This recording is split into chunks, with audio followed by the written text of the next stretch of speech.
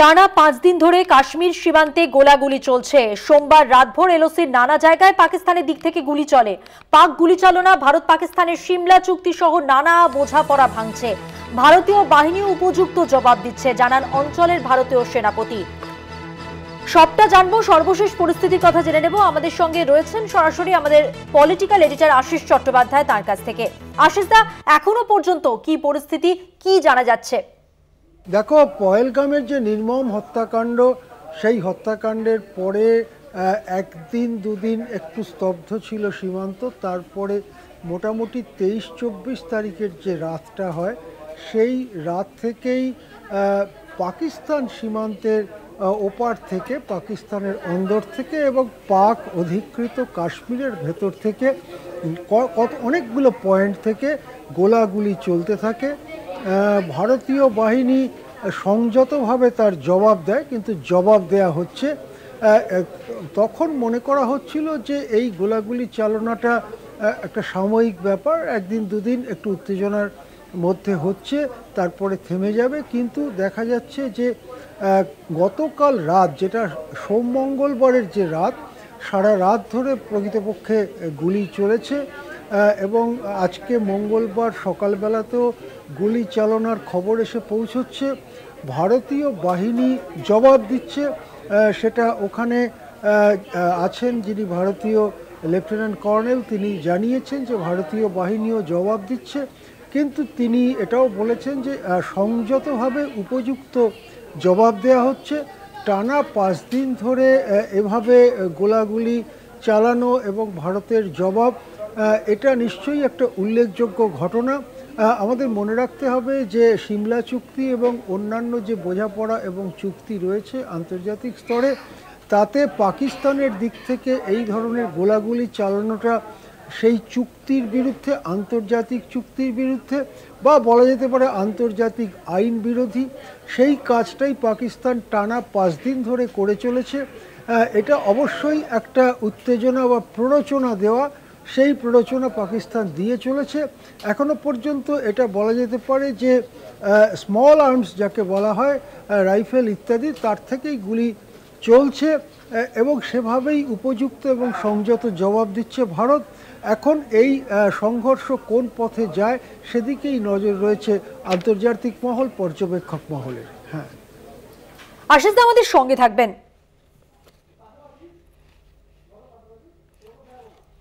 এর পাশাপাশি কাশ্মীরের 50টির বেশি স্থানে পর্যটন আপাতত বন্ধ করা হয়েছে।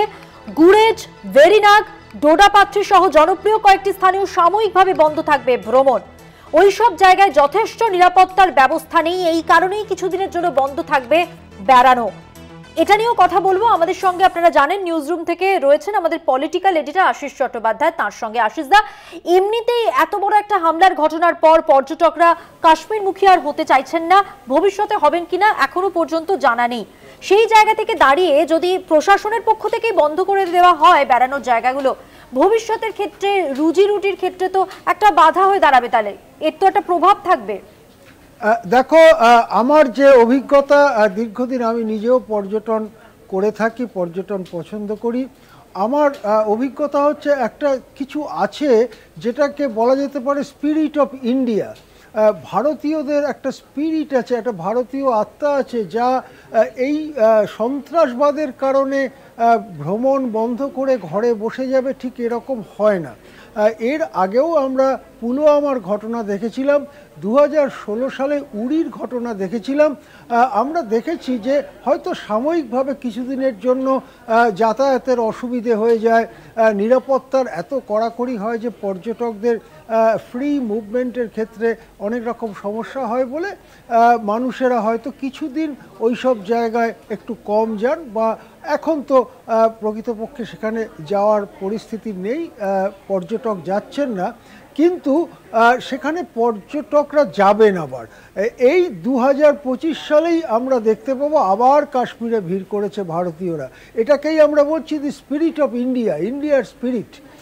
সেই কারণে এবারে যাতে আবার সন্ত্রাসবাদীরা ওই ধরনের হামলা না চালাতে পারে, তার জন্য পর্যটকদের নিরাপত্তা দেওয়ার ব্যাপারটা একেবারে অগ্রাধিকারের তালিকায় 1 নম্বরে রাখা হয়েছে এবং কতগুলো জায়গা চিহ্নিত করা হয়েছে যেখানে পর্যটকরা যান, ট্রেকিং হয়। এটা মনে রাখা দরকার, যেমন গাড়োয়াল কুমায়ুন হিমালয়ে ট্রেকিং হয়, কাশ্মীর হিমালয়েও কিন্তু অনেক ট্রেকিং হয় এবং সাধারণত ট্রেকিংয়ের যে রুটগুলো থাকে সেই রুটগুলোর মধ্যে কয়েকটি ছাড়া, যেমন পহেলগাম থেকে কিছু ট্রেকিং রুট আছে, সেই রকম কয়েকটি ছাড়া সাধারণত নিরাপত্তার কথা কখনো ভাবা হয় না, সাধারণভাবে ভাবা হয়নি এবং যেগুলো ধর্মের সঙ্গে সম্পর্কিত নয় সেই ধরনের ট্রেকিং রুটে খুব একটা ভিড়ও হয় না। কিন্তু এবারে যে ধরনের ঘটনা ঘটেছে বৈশরণে, তার ফলে নিরাপত্তার ব্যাপারে কোনো গাফিলতি রাখতে চাইছে না জম্মু কাশ্মীরের সরকার এবং কেন্দ্র কোনো রকম গাফিলতি রাখতে চাইছে না। সেই জন্য প্রায় 50টি জায়গায় আপাতত পর্যটকদের যাওয়াটা বন্ধ করা হলো। সেখানে নিরাপত্তার পরিস্থিতি খতিয়ে দেখা হবে, নিরাপত্তা বাড়ানো হবে এবং যেমন যেমন নিরাপত্তা বাড়বে তেমন তেমন সেই জায়গাগুলো পর্যটকদের জন্য আগামী দিনে খুলে যাবে। এই রকমই ব্যবস্থা নিয়েছে জম্মু কাশ্মীর প্রশাসন। সেই জন্য প্রধান জায়গাগুলো যেগুলো মানুষেরা যান, শ্রীনগর, গুলমার্গ, সোনমার্গ, পহেলগাম ইত্যাদি, তার মধ্যে পহেলগামটা ডিস্টার্ব হয়ে গেল এই ঘটনার ফলে। বাকি জায়গাগুলো সম্পর্কে, যেমন শ্রীনগর কেউ যেতেই পারেন, সেগুলো সম্পর্কে কিছু বলা হয়নি, কিন্তু কতগুলো জায়গা যেমন গুরেজ, ভেরিনাগ, ডোডাপাথরি, এইরকম কয়েকটা জায়গা, প্রায় 50টি জায়গা আপাতত পর্যটনের জন্য বন্ধ করা হচ্ছে। হ্যাঁ, আশিস আমাদের সঙ্গে থাকবেন।